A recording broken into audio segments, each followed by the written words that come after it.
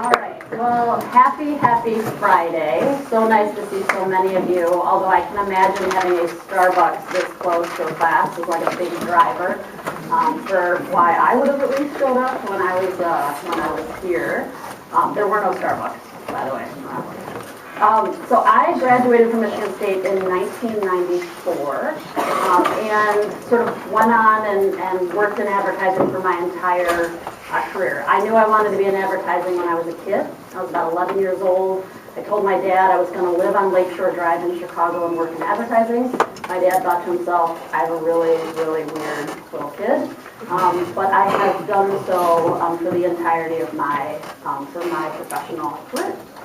So today I am not going to talk a lot about Periscope. I'm not going to talk a lot about sort of work necessarily. I'm really going to talk about sort of what's happening in the industry and what I think you guys should do. And you guys all are sitting as you get closer and closer to graduation or internships in a really interesting place. So what I am hoping to do today is to sort of bring an outside perspective, talk about what's happening, and you guys can really process and think about how does it apply to you and how does it apply to sort of your life, but ultimately how will it apply to your careers. So it took me a long time to figure this out. And as you guys are walking around campus, as you look around this room, as you think about people in your dorm or your apartment, the one thing that drives us all as human beings is the desire to be loved. Now, it's really easy to forget that, right? We're racing around, everybody's doing something. But the truth is, we all want to be loved. We want to be remembered. We want people to know our name. We want people to care about what we think. That is ultimately what is driving us as humans. And that has been true for the sort of entirety of the human race, right? And what's happened more recently is the creation of algorithms. So Google, right, if you look at sort of the most famous algorithm in the world, is really about sort of being able to filter the world's information so that when you type in, Starbucks, popular drink, you can get that information at your fingertips. Now, you would say, well, what is an algorithm? How many of you know what an algorithm is? How it's constructed? Good. An algorithm is taking a set of data and then applying what you hope the answer or what success looks like. But there are a couple of core issues around algorithms that are worth you guys thinking about as they continue to control more and more of your world. Data inherently is historical. It is what has happened. And success can only be a predictor of what has happened historically. So let's talk about another very famous company that is built around an algorithm, Amazon, right? So Amazon has a whole list of products that people have bought historically. So when you type in a product, it's just sourcing what people have done in the past. What that isn't showing you is what people are going to do in the future, right? So it's inherently flawed because Amazon's not going to show you new stuff. It's going to show you what people have bought in the past. Now, let's flip gears really quickly back to my notion of love. How many of you have done online dating? Shy. A couple hands. More of you then will raise your hand. Here's the thing, right? About 2,500 apps exist today to help you find the perfect date or the perfect spouse, depending on how old you are.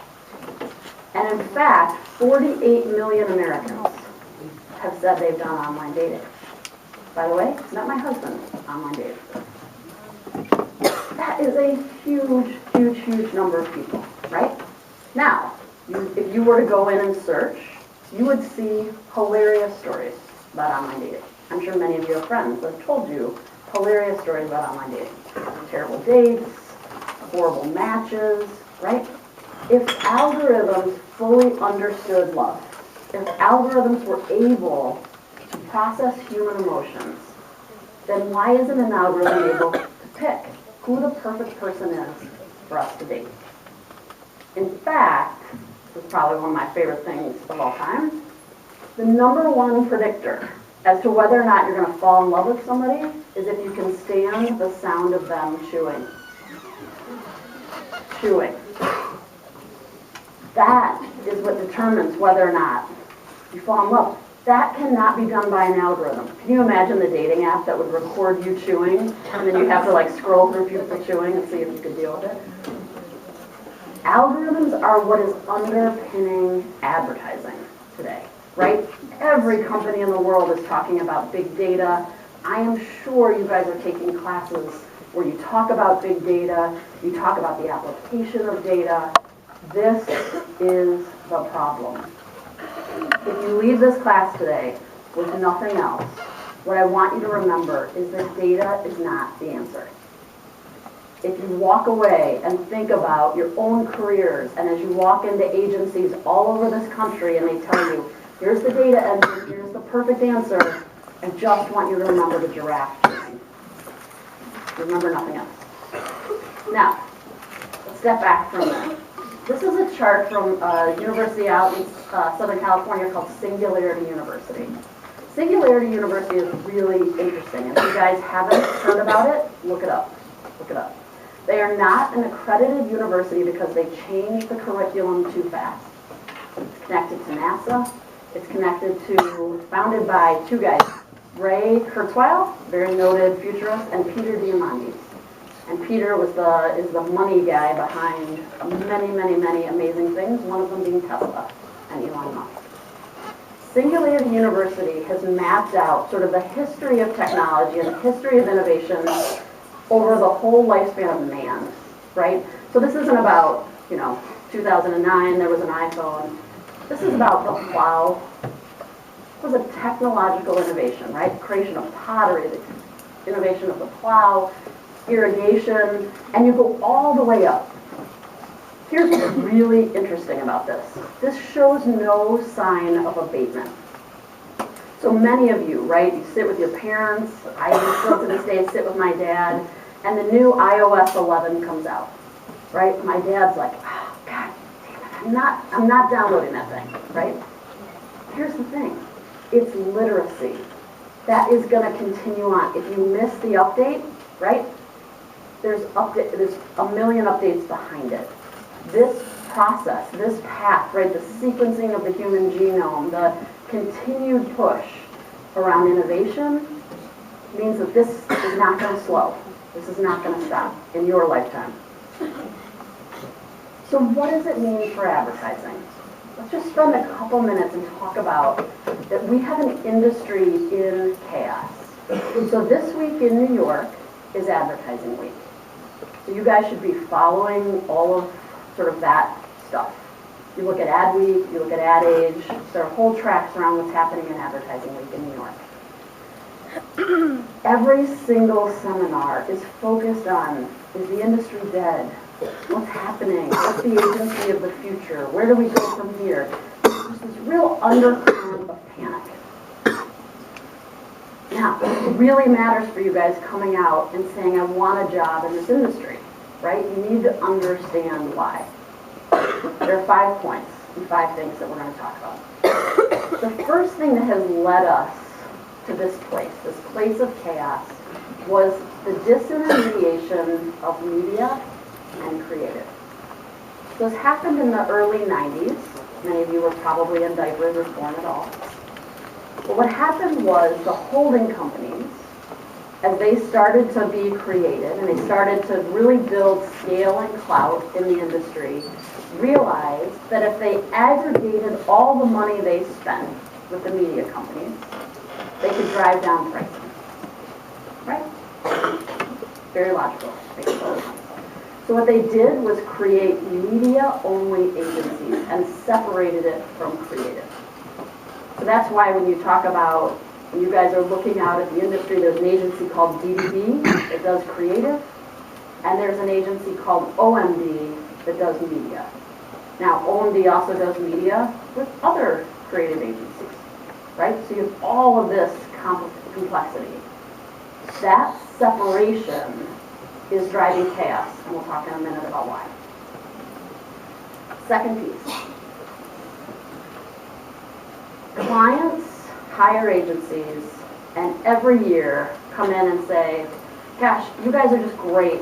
Wow, we love you, want to work with you again, but we're going to pay you 10% less. Like, in what world is that reasonable, right? You guys could imagine coming to the university, right? You know, I'd love to come back for my junior year. I'm going to pay less. As if that would ever happen, right?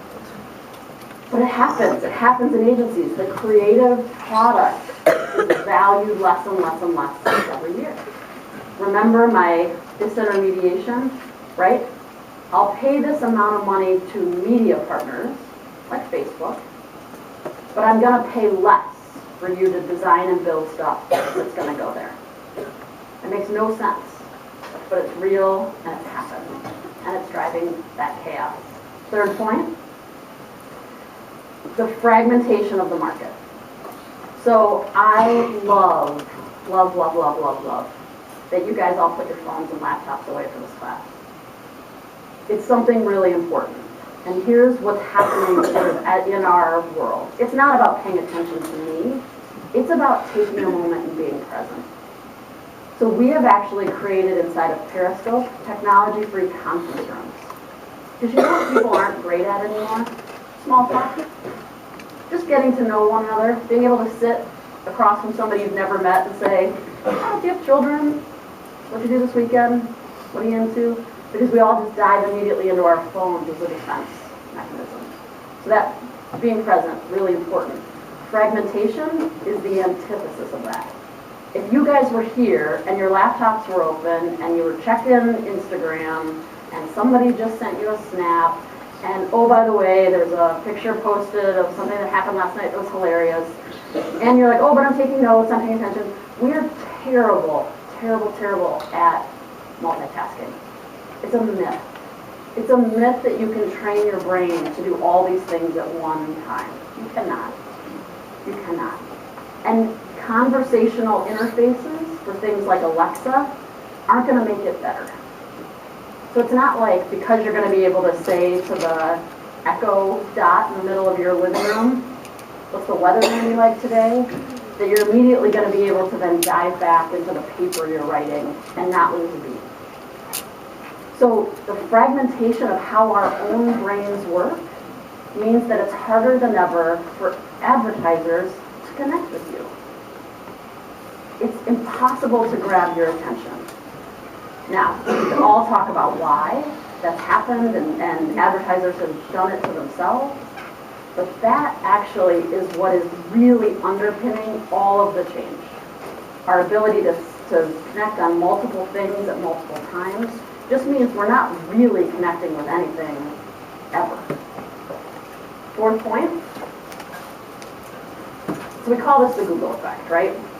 The idea that you can buy everything at auction. So when Google launched, right, it was sort of going to be the CFO, the Chief Financial Officer's dream. And what you would do is that you would just auction everything, right? You would auction for the highest bidder at any point in time for any piece of inventory, right? You guys all know how Google works, right? So to get your listing and your link at the top, it's the person that's paying the most. Like Google literally makes more money than God. The premise was you could apply that to everything. You just auction it. Think about that as it relates to people, right? Think about that as it relates to you going and getting a job. What if a company said, you know what, we have a job, it's an assistant account executive, and we're going to let people tell us what they should be paid. And whoever offers the lowest will take. That's fucking awful. Think about that. There's no value in that. But that is what is underpinning advertising, right? That is what is underpinning this notion that you'd be able to, in auction, to determine market value. That's chaos. That's chaos. And that leads to really terrible human behavior. In this world of chaos, because human beings like order and structure, you have seen the re-emergence of four major players. So last night, I spent the night, I grew up in Ann Arbor, which I know, very odd. And I spent the night with my parents. And both of my parents, we love talking about politics, and to live on opposite sides of the spectrum. And we started talking about the NFL and the players kneeling. It led to a 2.5-hour, very heated conversation about just life in general, and ended up around the American dream and all this craziness. But my dad argued with me about this point, and I still think he's wrong. The rise of these 4 major players. So the 4 major players are in the world, right? Much higher than companies and nations. Facebook, Google, Amazon, and Apple. Facebook, Google, Amazon, and Apple. Now, when you look at the cash position and the global influence of those 4 companies, they represent more power and more money than any single country does in the world. And my dad and I got into a very long, conflated argument about GDP and production capacity. I was like, I have to go with that. However, those 4 companies are controlling almost everything. That's a really weird and interesting place to be. That's beyond advertising, right? So how many of you are carrying an iPhone? How many of you are carrying an Android? How many of you are carrying something else? There you go, right? The device you rely on most is coming from 4 companies, and the content you're consuming most is primarily coming through those companies. So that actually means, when we think about 30 years ago, or if you guys do history of advertising classes, and they talked about the 3 major news networks, right, and what that meant. There was CBS, there was ABC, there was NBC. You think to yourself, well, that was just stupid, right? Like, how could anybody have ever done that? How could anybody have lived without HGTV? Truth is, we're back to that.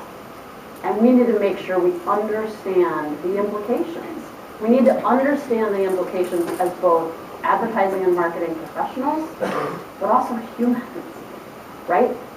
Can't go a minute without hearing about how the Russians influenced the US election by buying stories on Facebook.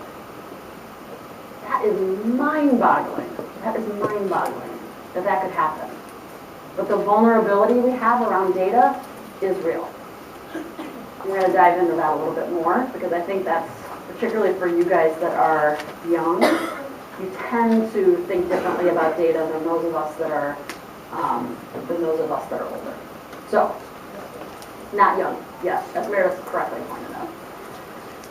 The last piece that is worth you guys knowing is about a company called K2. So, K2 is an accounting firm that specializes in something called forensic accounting. It sounds awful, and it is. It is. I went to school here for advertising, and I'll never forget, I got dropped into a regular accounting class. It was a 5-credit, 5-day-a-week. It was all about depreciating trucks, and literally my head blew off. And I was like, I have to drop this immediately. Like, I will fail this. And I found this magical class that was accounting for advertising. And I was like, thank you. It was like accounting for people that weren't all that interested in accounting. Now, here's what's interesting about K2. There is a trade organization called the Association of National Advertisers, the ANA. It's all the clients. So the clients all join the ANA, okay? There's a guy named Bob Liadici who runs it. And they all talk about what their issues are and what they need from agencies. And what they started looking at were agencies ripping them off. So as I talk about all these things, right, fragmentation, you've all heard about programmatic, right? Everybody heard of that? Okay. Now, there's a lot of like mystery and supposition and, the real complexity around what is programmatic. Let me just very simply tell you what it is. It is applying data to inventory in order to determine price. Very simple, right? Data, inventory. So think of inventory as a commercial spot on The Walking Dead or a banner at the top of the New York Times.com. That's inventory, right? Just applying data to that in order to say how much it should cost. What companies, remember my decline of agency fees, right? All the holding companies are public companies. They all have to deliver a profit every quarter and every year. So if fees are going down, where is the money coming from? How are those companies able to deliver growth to Wall Street? So back to K2. Advertisers said, we want to hire a company and investigate whether the agencies are ripping us off. Are they doing something called arbitrage, which we'll talk about in a minute? And are they doing something where they are illegally, or at least not disclosing how much they're paying for media? So, arbitrage. Arbitrage is the act of buying inventory and then selling it back to clients later. So very simply, if you're a company called WPP and you're gonna spend about $100 million on ESPN. You just know it, you have lots of clients that buy that inventory. And so at the beginning of whatever season it is, you go to ESPN and you say, I want $100 million in inventory, but I'm gonna pay you 60. But you get a guarantee, you know that you've sold it. ESPN's like, all right, we gotta make our number, we gotta report up to Disney, so you know what, we'll sell it. And then they turn around, the agency, and sell it back to their clients for 90. Right? Now, it's less than they would have paid in the open market, so they can say to a client, I saved you money. And yet there was a gigantic spread of money that they did not disclose that they made. K2 was hired to uncover that.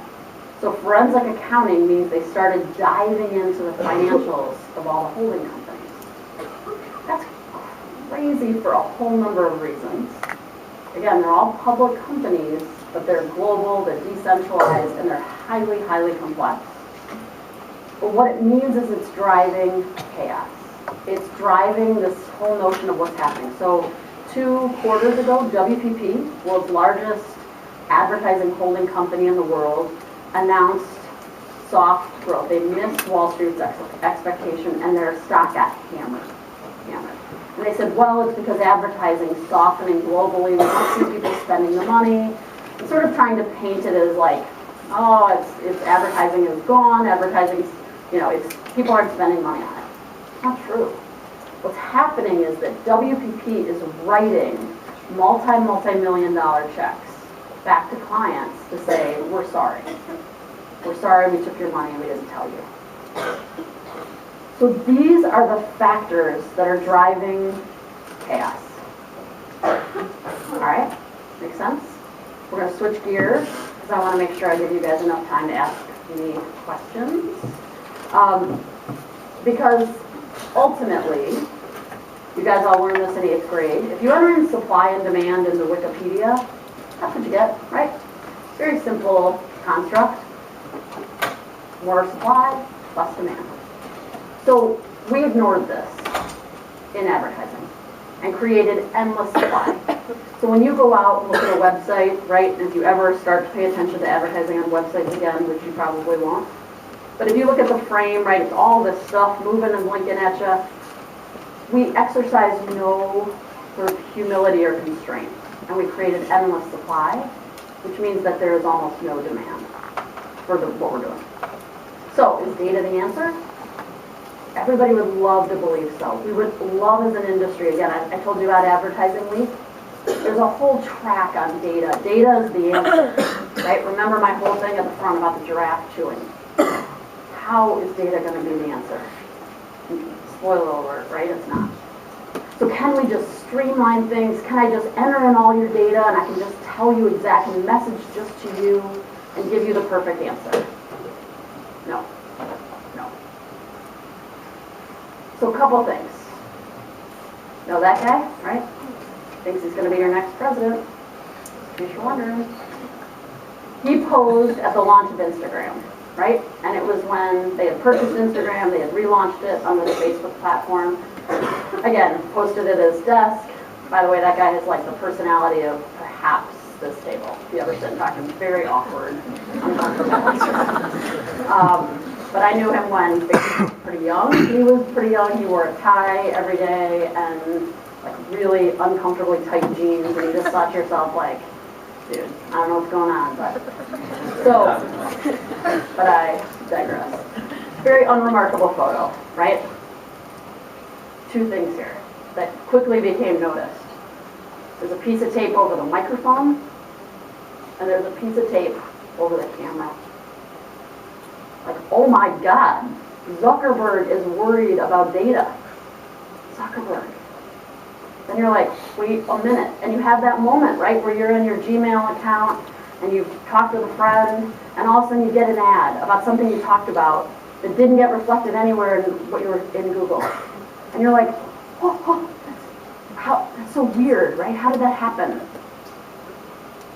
It's happening because they are collecting, and they, right? They are us.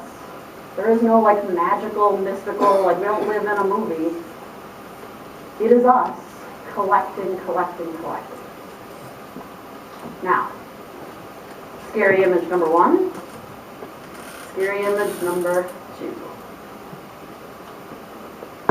Roomba, right? Sort of innocuous, turn it on, although hilariously, I don't know, did you guys ever see the video of the Roomba that was running overnight and the dog had pooped? And then the Roomba literally like just sprayed it everywhere. Oh my God, I've never laughed harder. So Roomba, right? You can tape on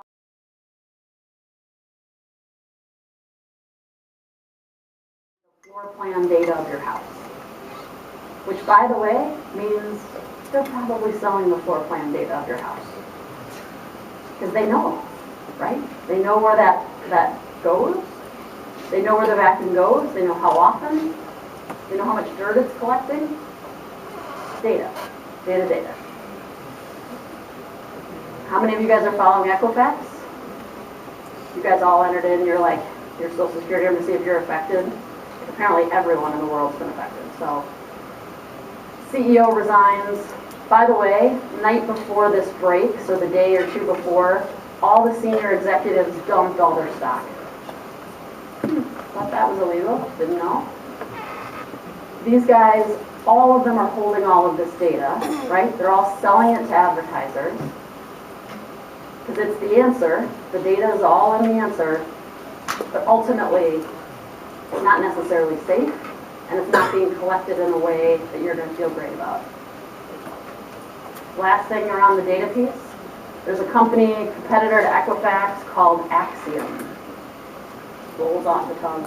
Everybody wants to say they work at Acxiom.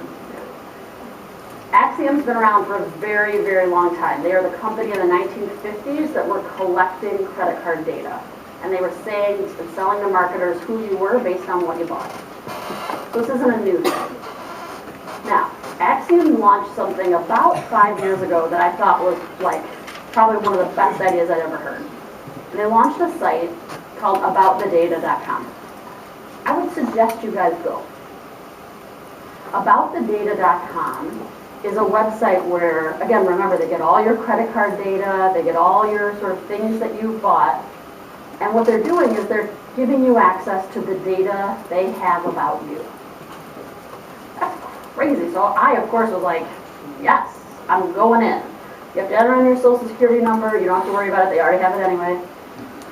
And you go in and you look, right? And they tell you what your Facebook behavior suggests about you. They guess about things that you're going to be interested in, your political affiliation, things about your family, how many people are around you. And they say, like, please edit it. Like, if you see any mistakes, please edit. No. So I go in and look at it, right? And at the time I lived, they have my mortgage from Chicago. I now live in Minneapolis, but they still have my Chicago mortgage, so it's clearly not all that current. But my Chicago mortgage was, I lived in Lincoln Park in Chicago, and I had a pretty expensive house. And they have the amount of the mortgage, right? And then they have my household income. My household income, they have listed as $35,000. Now, I work in advertising. It's not so much more. A little bit more. Here's the thing. My mortgage, my income. If you're looking at those two data points and you're cross-referencing them, you would say, am I a drug dealer? Am I doing something on the side for cash? Because how the hell am I making mortgage payments if this is my income? Now, remember, they say, please edit. No. I get no credit card solicitations, right? Nobody thinks I have any money to spend. Great. Great. Data is not always correct. It is not always collected ethically, and it is not the answer for our problems. That is the main takeaway. But check out your data, check out what they know. Now, where do you guys go from here? You guys are students, you have the luxury of being able to sit back and think about the theoretical, but only for so long, right? The time at which you're going to need to walk into an agency, you're going to need to walk into a client, you're going to need a job, will be fast approaching. I'm sure your parents wish it was faster. I've already told my kids, you get 5 minutes after college graduation and then you're out. You're out. There's no living with me until you're 30. So, where do you go? You have to get a job. The first thing that you need to know is that you need to believe in the power of an idea. So when people talk about data and people will inundate you with notions of targets and consumers and segmentation and all of this crap, it is crap. You can use it as input, but never mistake the input for the answer. Just input. You have to believe in the power of an idea, whether it's a marketing idea or a product idea.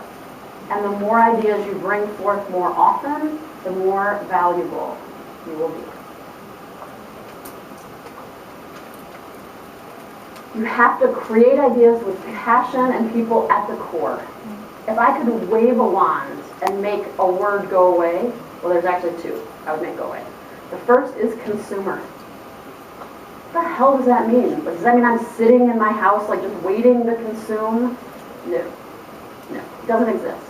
There's people buying stuff, selling stuff, living our lives, remember, just wanting to be loved. Create the idea with people at the core. Do not forget. Do not forget. Find your voice. Find your voice. Find your voice. This is hard when you're young because you want to believe that there are people ahead of you in the industry, that there are people ahead of you in companies that have it all figured out. They don't. They don't. You need to find your voice. You need to find what the value is for you.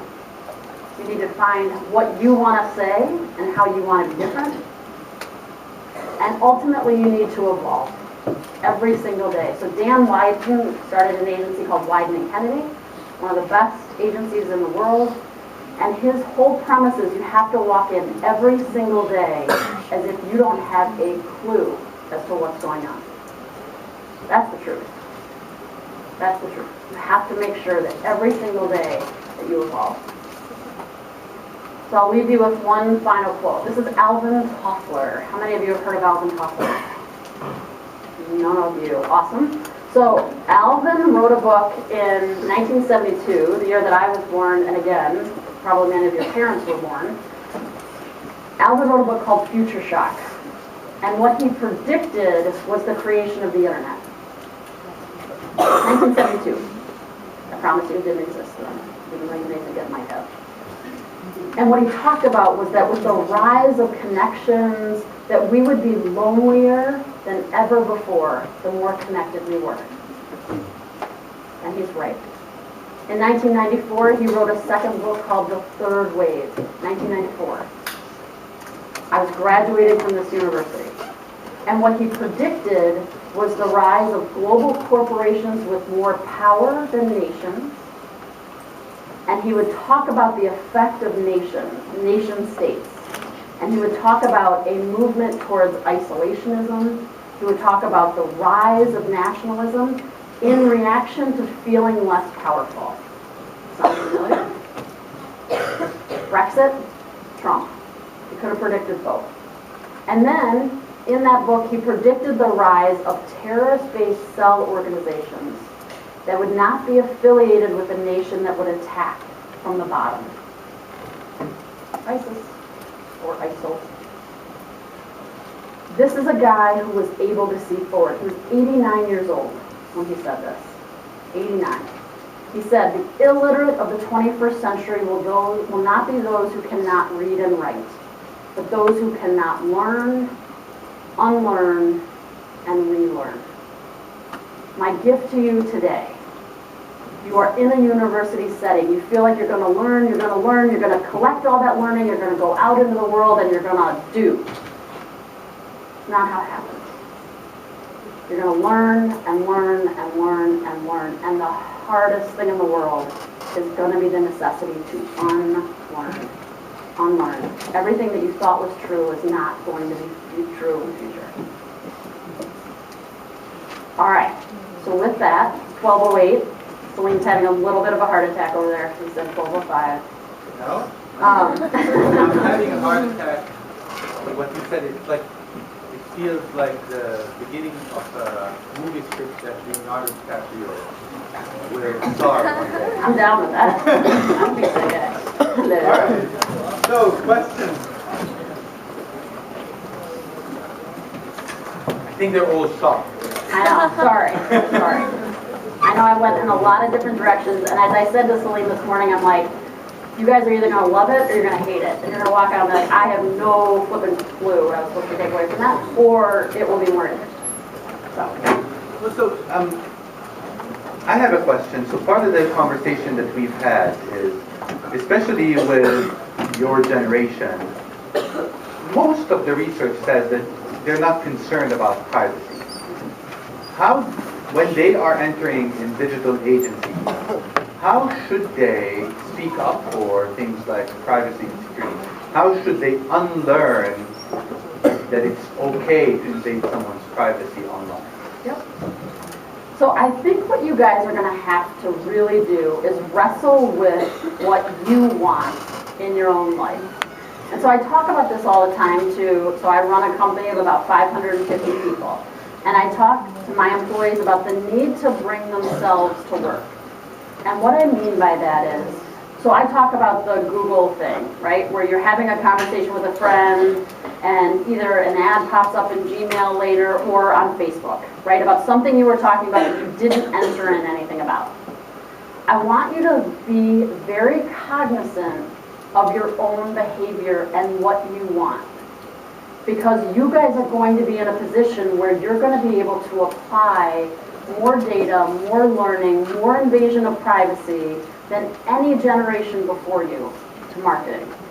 And what I want you thinking about as you walk out of this room is, how much is too much? Where is the right inflection point, right? What are the companies that could be created that could manage that, right? So I've often thought about creating a company where you could enter in the data and things about you, and then you could also say, I want to turn it off. So I'll give you a quick example while you guys are all formulating all the questions I'm sure you have for me. So I have 18-month-old twins. So I also have a 3.5-year-old. So it's lucky I'm wearing pants on any given day. Now, there was a period of time when I was pregnant with twins where I knew that I was going to have to buy a minivan. There is no other car where you can actually configure 3 car seats in a way that allows you to drive that car. So I was like, great, I have to buy a minivan. That's not something I've thought a lot about. It's not like a dream I've always had. So how am I going to find out what minivans are available? What if I could go to a place and say, great, every auto manufacturer, you got 3 months, you got 90 days to tell me everything about minivans. And then, by the way, I'm going to buy one. And then I don't ever want to fucking hear from you again.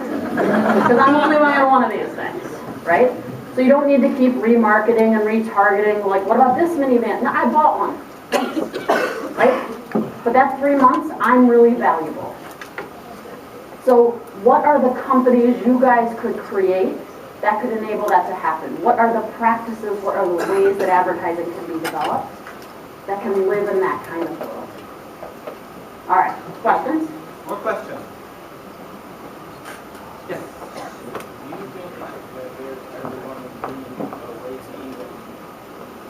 stop the amount of data collection that is on the internet and on the web, because you can't even access half the websites on the internet unless you're willing to let them collect cookies.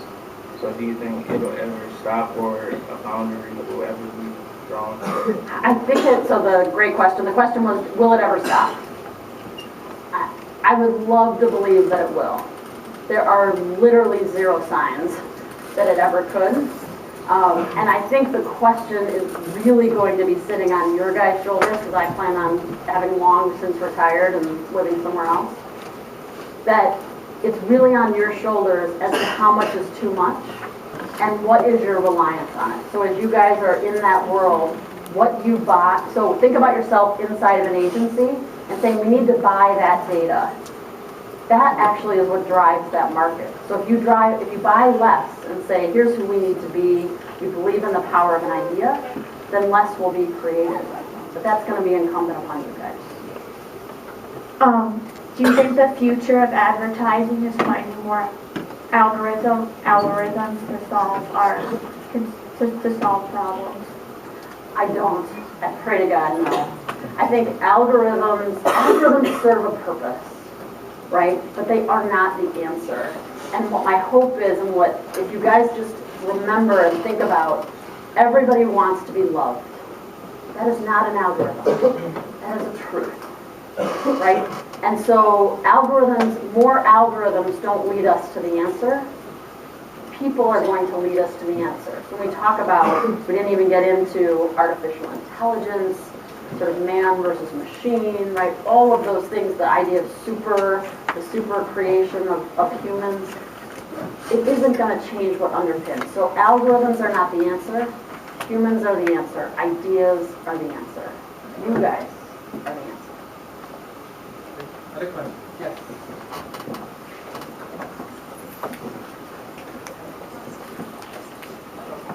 First of all, thank you so much for coming. Of course, thank you. I'm actually not as scared as maybe it seems like I should be about algorithms. It seems like, to a certain way of thinking, we're already, like our brains are already a sort of algorithm, and the sort of things that are happening in a big way are actually just, it seems like it's so quantitative that we're just a million little data points and people aren't actually terribly interested in the tiny piece of our life. So we maybe be concerned as an advertiser. I can see that very obviously, to be distracted by the data. But as a consumer, like tape and that kind of thing that's not a temptation to me. I'm just curious how you think this could be, like the talk that you gave, my takeaway right now is I should be more interested in ideas, I should be more interested in talking to people and understanding people individually. Do you think there needs to be a bigger takeaway or a moral takeaway or something like that? That seems to be what I'm hearing a little bit. And I guess I leave it with you guys, because I could never be prescriptive about a moral takeaway. Like, that ultimately becomes yours.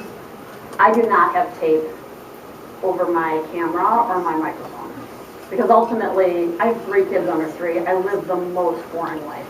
Like, if somebody wants to peek in, like, come on, there's a lot of diapers, like a lot of pretty cool stuff happening.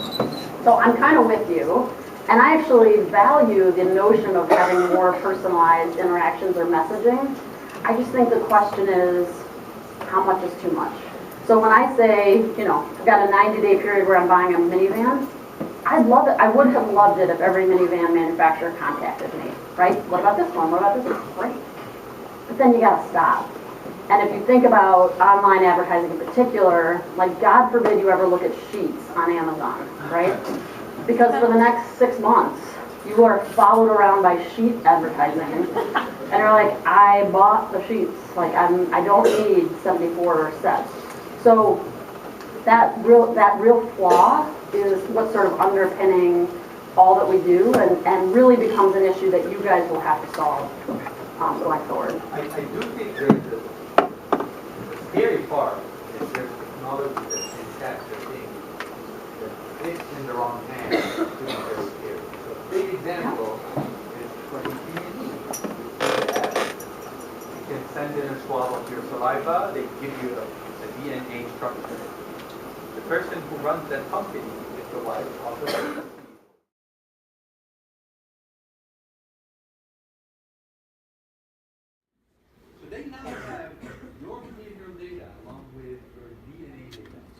spend all your money. Very scary. Yes. So as you were saying, how much is too much? I've noticed there's a big increase in advertising waste because of people now using applications. Like I have one on my computer that it simultaneously clicks on every single ad and kind of wastes and raises pay-per-click value because it scrambles all the data that they're receiving. If my computer sends fake clicks to every Facebook ad, then it won't know what I'm actually looking at, and it kind of scrambles. What are you actually looking at? Yeah, so how do you combat that as an advertising agency, that people like purposefully wasting advertising money so that they get fewer ads because they're quite frankly annoying? Well, so it's a great point. And so as a student of advertising, what are you doing? Truly, right? Like, I think the question, the waste is real, right? The click farms are real. There's companies in India whose entire point is to drive up the cost per click, right? So I think I get the point. I get the point of ad blocking. But I think you guys also have to look at, you're gonna make a living from this industry. So what's the right, how do you block that? Is it through relevance? Is it through exercising more constraint? I pitched an idea to Coca-Cola years ago where I thought they should buy out all of the major web portals for a 24-hour period and run nothing. How did that go? They loved it, but they didn't have the balls. Yeah. It was too scary.